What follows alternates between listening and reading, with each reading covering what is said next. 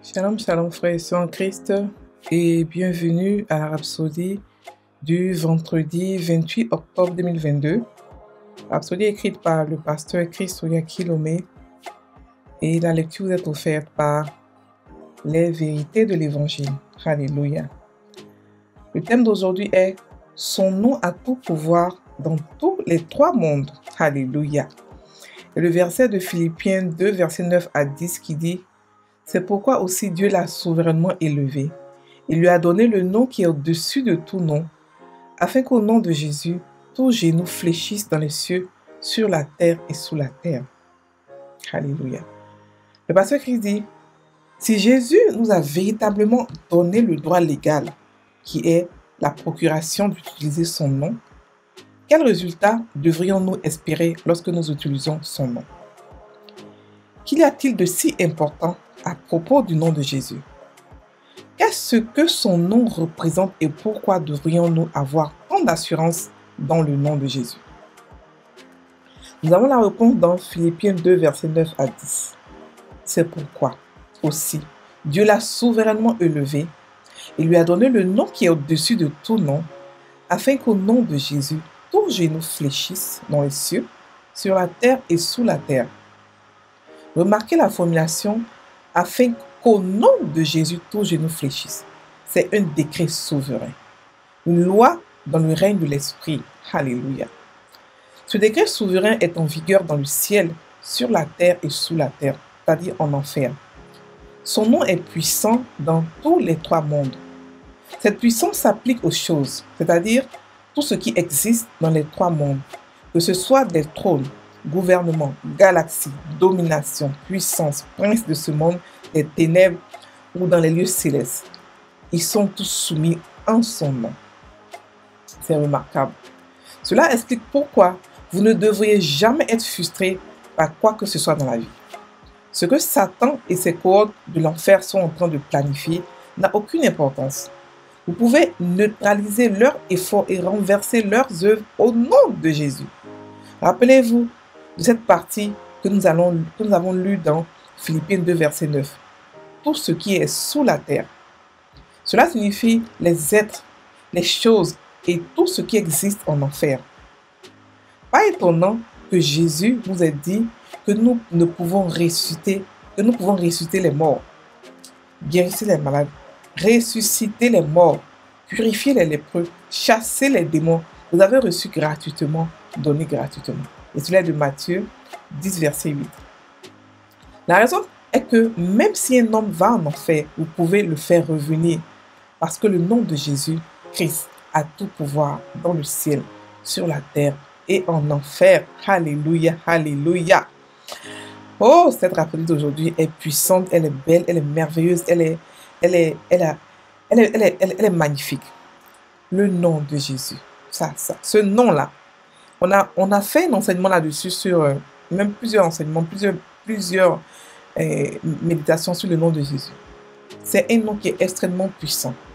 Le pasteur ici explique que c'est un décret. En fait, c'est pas, il a reçu ce nom pour ce qu'il a fait comme sacrifice.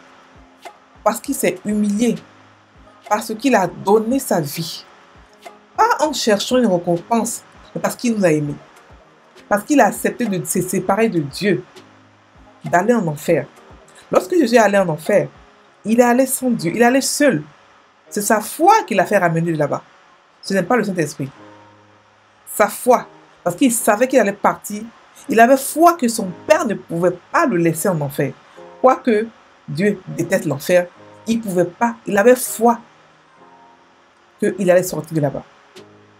Il est sorti de là-bas avec des cris de joie.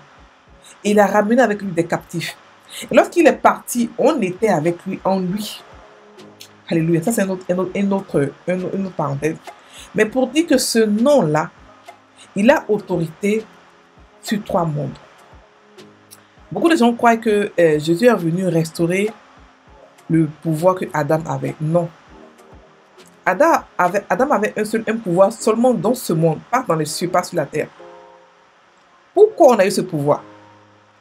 Parce que on a eu le pouvoir de Jésus. Si on avait eu le pouvoir d'Adam, on allait seulement avoir ce monde sur la terre. Mais comme Jésus a partagé son pouvoir de manière égale avec nous, il a fait en sorte qu'on soit avec lui une seule personne. Sans lui, on ne peut pas dominer. Sans nous, il ne peut pas dominer. Donc ce pouvoir qu'il a, ce qu'il a reçu comme décret, ce qu'il a reçu comme pouvoir, il nous l'a donné à nous, le corps de Christ, afin de pouvoir régner dans ce monde. Et si seulement le corps de Christ pouvait comprendre la puissance de ce pouvoir, alléluia, je crois qu'il n'y aurait plus de morts ni de malades dans ce monde. Mais le corps de Christ n'a pas encore saisi que ce nom-là a le pouvoir, non seulement sur la terre, mais dans les cieux. Sur la terre et sous la terre.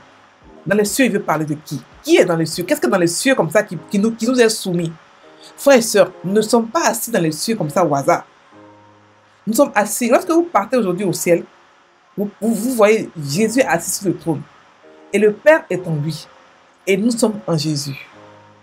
Donc nous commandons depuis les lieux élevés, depuis la place la plus supérieure des cieux. Et en tant que assis avec Jésus dans la place la plus supérieure, nous commandons tout ce que renferment les cieux. Nous commandons les êtres des cieux. Nous commandons tout ce qui est dans les cieux, les anges et toute la population des cieux. Non seulement la population des cieux, mais aussi la richesse des cieux. Nous commandons la prospérité des choses des cieux. Nous commandons les chaises, les animaux, les maisons, la vie, tout ce qui est dans les cieux, tout ce qui renferme les cieux, nous commandons. De cette même manière que nous commandons ici, tout ce qui est sur la terre, la terre, les eaux, les mers, tout ce qui est sur la terre, nous commandons. Et en enfer, tout ce qui est en enfer, la végétation, la faune, la flore, tout ce qui est là-bas, on commande avec le nom de Jésus. C'est un nom qui dépasse toutes les galaxies. C'est un nom duquel les gouvernements, les trônes, les puissances, les princes, tous ne peuvent pas résister devant ce nom. Ils sont soumis, ils sont à genoux devant ce nom et ils font ce que le nom leur demande de faire. Ils n'ont pas le choix. Parce que c'était un décret souverain. Celui qui a créé le ciel et la terre, celui qui a créé le monde, il a décrété que ce nom-là est au-dessus de tout nom. Alléluia. Jésus a hérité ce nom-là pour ce qu'il a fait. Il a hérité ce nom-là aussi parce que il a grandi en autorité. Il faudrait que vous compreniez un peu pourquoi il a eu ce nom et comment il a eu ce nom. Il est né roi, c'est vrai, comme nous tous, on est né roi. Mais il a mérité ce nom-là. Il n'a pas parce qu'il était roi qu'il a commencé, il a juste pris le nom parce qu'il était roi. C'est-à-dire que beaucoup de rois de ce monde-là prennent les titres parce qu'ils sont nés comme ça. Mais Jésus, non seulement il est né roi, mais il a laissé sa royauté, il allait mériter un nom plus supérieur à ce qu'il avait avant. Il a reçu un nom supérieur.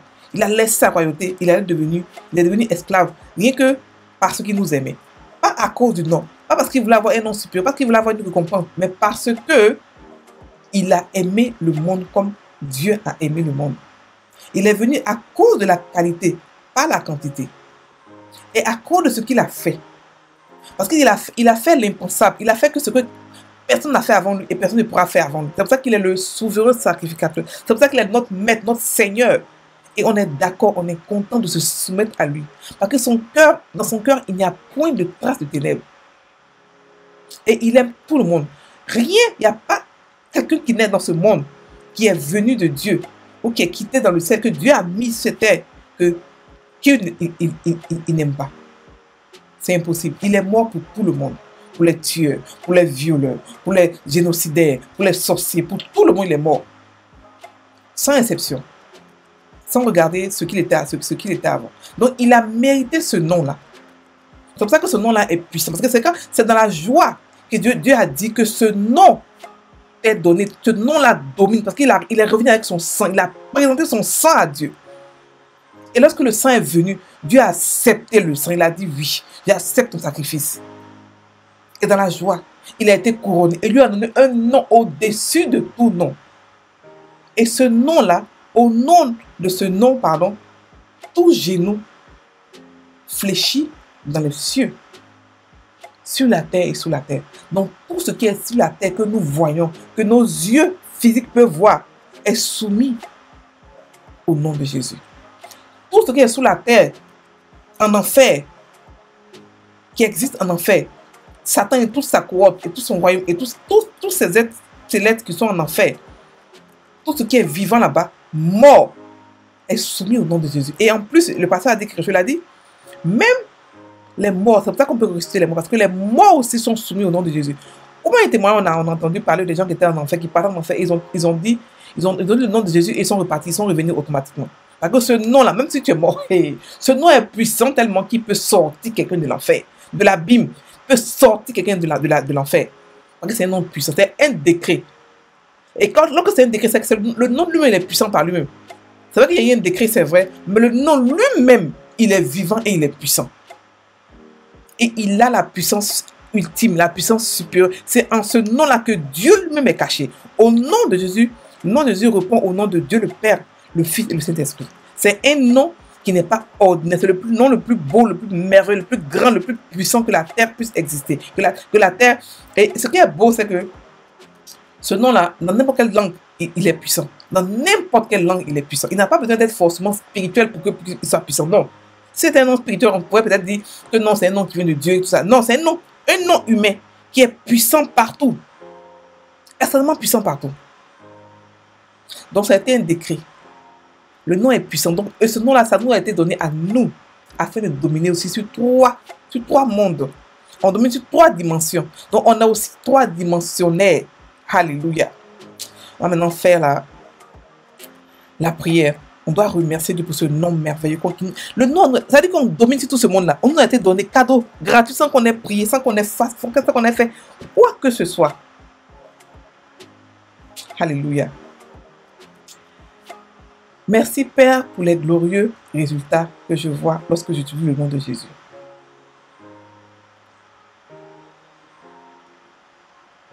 Aujourd'hui, Seigneur, ta justice règne dans les nations. Beaucoup sont guéris. Les lépreux sont purifiés. Les morts sont ressuscités. Et il y a une grande moisson d'âmes dans le royaume au nom de Jésus. Amen. Soyez en Christ, passez une bonne journée, soyez bénis.